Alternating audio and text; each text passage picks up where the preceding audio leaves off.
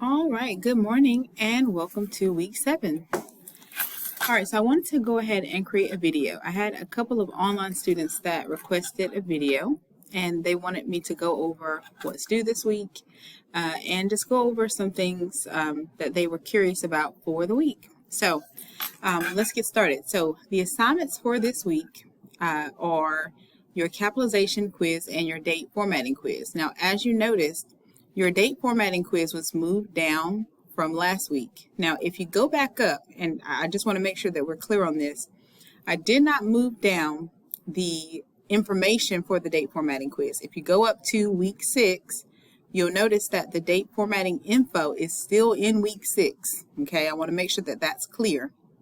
The reason why I left it there is because it was just going to be too difficult for me to move that information down. All right, so be clear on that when you're doing the quiz for that. So if you're doing, because all this stuff is pretty much open note, you can still have open the information for week 6, but you're going to have it open, obviously in a different screen, but you'll have it open there. And then, you'll obviously just remember that the quiz is in week 7, but the information is in week 6 for the date formatting quiz. Okay. Again, you still have your capitalization quiz, and then you have your student portfolio for week 7. And this week, you are choosing your topic for writing project 3, okay? Now, I know I'm going to get a lot of questions with this. So, we're brainstorming ideas for topics for your writing project 3 to help you with your writing project 2. Writing project 2 goes hand in hand with your writing project 3. Why is that, Ms. Davis? The reason is because your writing project 2 focuses on sources for your writing project 3.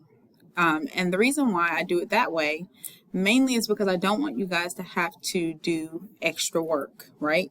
So your sources aligns with your writing project 3, which is your argument paper, okay? Your writing, your argument paper essentially, again, is your writing project 3. Okay, so we try not to overwork. I believe in working smarter, not harder, right? So basically, what you're going to be doing is finding a topic for that specific project this week. Okay, you have the PowerPoint here. This is what I showed, or went over in my seated courses. So make sure you start there. Start with this actual PowerPoint. You're going to click on it. It's going to pop open this. Now, some of the information, the reminders won't apply to you guys because you're not my seated course, so you can skip over that. You can read over it, obviously, but you can start right with the arguing information, okay? And then you'll just scroll down and scroll through, click through all the information so you can get a grasp of arguing, the elements of arguing, the viewpoints, all that good information, okay? Now, once you get past that part, okay, what you're going to do is go back into the information for week 7, okay? Now, this also houses the information for your capitalization quiz. So you're going to look at the video, okay? And there's also a PDF. Ooh, it's not working for y'all. So I will go in and fix that. Sorry about that. So I'll go in and get that straightened out. And so I'll get it so that it works for you guys. But you'll also go in and you will use these research links, okay? Now, what we talked about in my seated courses this week was starting with procon.org. Now, this link, and we're going to actually, and hold on, I'm going to go so that way it will open in a new tab. You'll start with procon.org, okay? This is a great link that will essentially start you with thinking about a controversial topic, okay?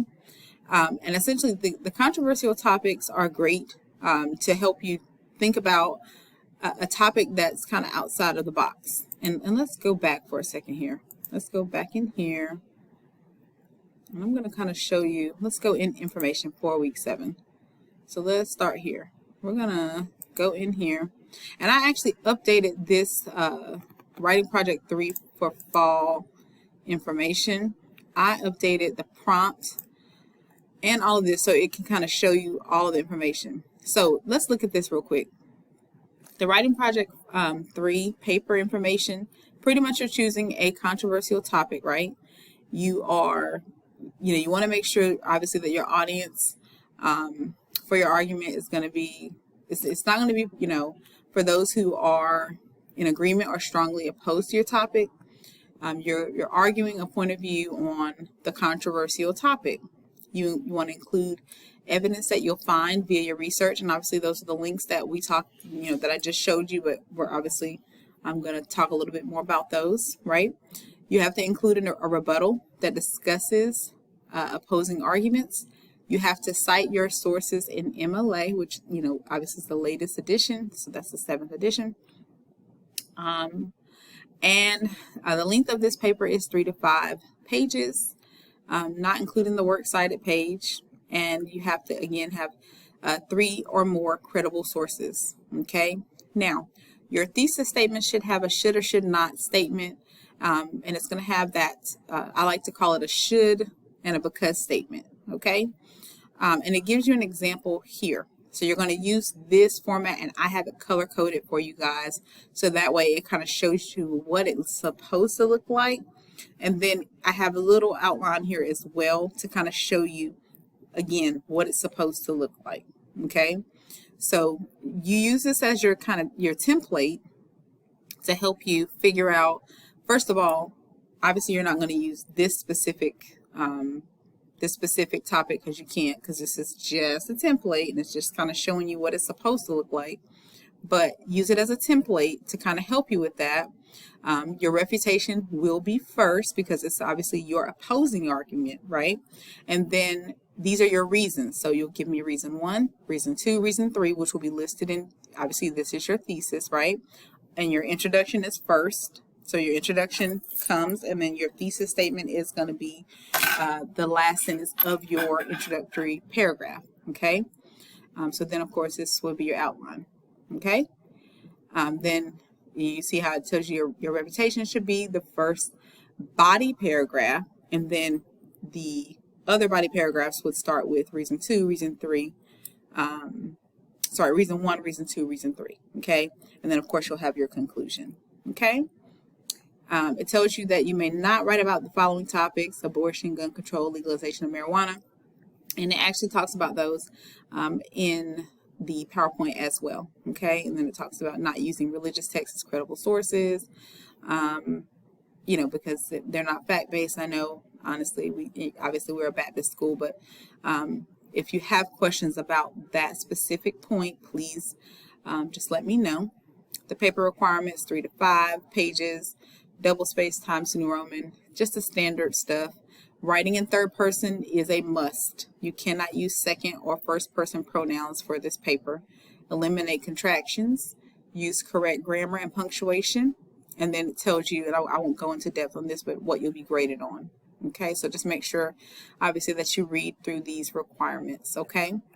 So that's in a nutshell what Writing Project 3 is, okay? And that's listed there. I won't go into depth on the source chart sheet just yet, okay? Because I just want you to have an understanding of what Writing Project 3 is, because we have to get the topic out of the way before you can jump into the source chart. Does that make sense? So once you get that part done, okay, then you'll be able to move forward with the next piece, all right? So with that said, then you'll be able to actually figure out what your topic is. So let's go back. We're going to go back. Now we can go back to procon.org. Now, after you've gotten that piece, you can actually look at the different topics that are available, right? So you do not have to choose from this site. I do have a list on the fence of whether or not I'm going to post it, and I actually may post that list. And again, you don't have to choose anything from that list either, because it's really whatever controversial topic that kind of is something that you feel comfortable with, whatever you feel comfortable arguing. At the end of the day, you still have to submit that topic, and it still has to be approved. So I want you to keep that in mind, okay? So look through, obviously this is just kind of a jump off point. You can look at something on this. Once you if you look at, something on this list, you're going to click on it, and then you kind of go through. It gives you pros and cons, and once you kind of look at these different things, you can, it can give you different ideas on what some different things that could be potential topics. So just, consider these things and decide if any of these things can be a topic for you, okay? And so use these things as tools to try to help you, all right? Okay, now, once you actually have decided and come up with a topic, you can use some of these other research links like the Shaw U Library. You can use Credo Reference. You can use independent.org or NC Live. And I keep clicking on this and I don't mean to. You can use NC Live, which is one of my favorites, as a database search to try to help you, right? So let's say an abortion obviously is not actual search data, actual topic that you can use because it's not an approved topic. But I always use it kind of because I know that it'll yield a lot of actual results. But you can use this, obviously just as an example.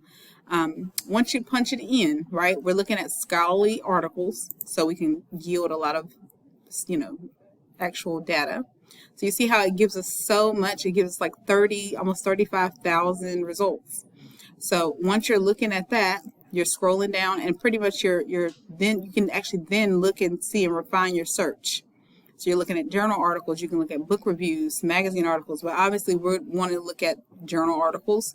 You want to kind of tighten your search with your publication dates, and you can look at the discipline. You can look at different subject terms. So all these things are things that you can begin to tighten and look at and see and figure out, what am I specifically looking at to try to figure out for my topic, okay?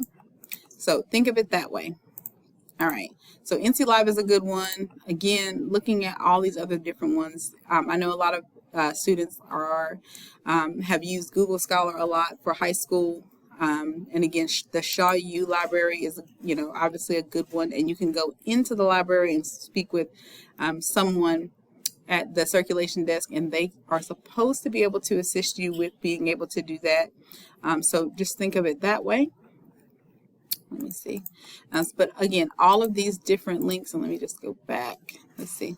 All of these different links and that I have listed here will be able to help you with that. Okay. So again, let's go back out of here. So again, just to recap, so for your assignments this week, you have your 2 quizzes, you have your portfolio, you have your topic submission. So that is what you have for the week to submit. All right. So just make sure that you obviously get those things in on time. If you have questions, please make sure that you don't wait till the last minute to send an email to ask questions before Friday. But, at any rate, obviously read through the information at the early part of the week, and then just make sure that you have a clear understanding, and, again, send an email, let me know if you have questions. But I hope you have a fantastic rest of your Wednesday. And again, I'm here, just send me an email. Have a great day.